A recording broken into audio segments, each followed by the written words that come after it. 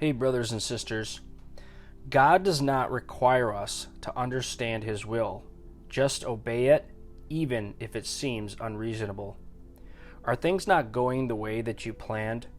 Is it difficult for you to understand what went wrong in your situation or why God isn't blessing you?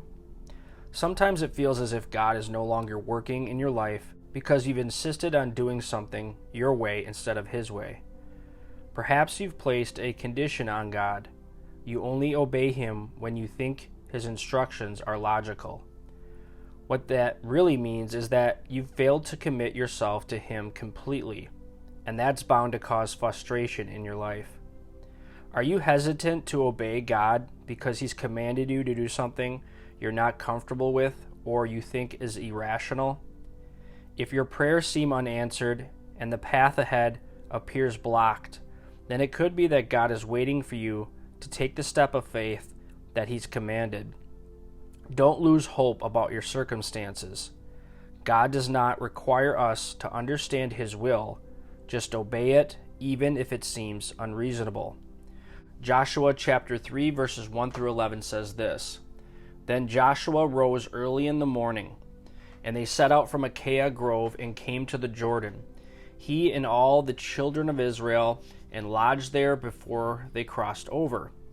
So it was after 3 days that the officers went through the camp, and they commanded the people, saying, When you see the ark of the covenant of the Lord your God, and the priests, the Levites, bearing it, then you shall set out from your place and go after it.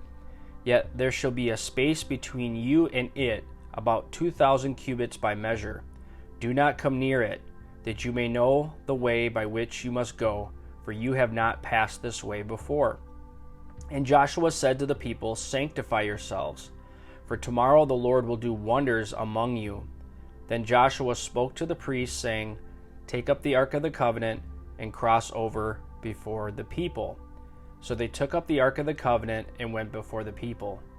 And the Lord said to Joshua, This day I will begin to exalt you in the sight of all Israel, that they may know that as I was with Moses, so I will be with you. You shall command the priests who bear the ark of the covenant, saying, When you have come to the edge of the water of the Jordan, you shall stand in the Jordan. So Joshua said to the children of Israel, Come here and hear the words of the Lord your God. And Joshua said, By this you shall know that the living God is among you, and that He will without fail drive out from before you the Canaanites and the Hittites and the Hivites and Perizzites and the Gershites and the Amorites and the Jebusites. Behold, the ark of the covenant of the Lord of all the earth is crossing over before you into the Jordan. Joshua 3, 1 through 11. Now, if you were planning to lead an enormous group of people across an overflowing river into an enemy territory, probably the last thing you would do is send your most important people with your most valuable possession in first to test the waters, especially rushing floodwaters. Yet, that is exactly what God sent Israel's priests to do at the Jordan River. God's command did not make sense to them, but He had another purpose in mind, which was to teach them to always keep their eyes on Him instead of their circumstances. So what has God called you to do? Do His instructions seem extreme or confusing? Has He challenged you to do something that you don't feel capable of? It is not your job to understand God's plan, but it is your responsibility to obey Him. God sees the beginning, middle, and end of your situation. Therefore, His perspective about what He has called you to do is far more complete than yours. If you could just see things from His point of view, you would be highly motivated to obey Him. Unfortunately, if you disobey Him, you will continue to struggle in the same area repeatedly, and you will lose out on His blessings. God's goal is to grow your trust in Him, so He will give you assignments that test your heart and mature your faith.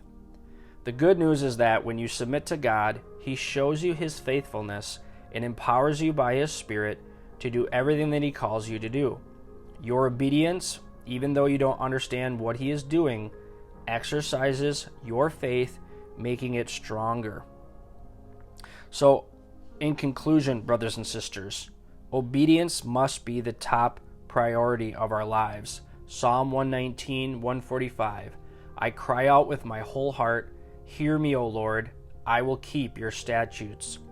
And lastly, the Holy Spirit enables you to walk obediently before God.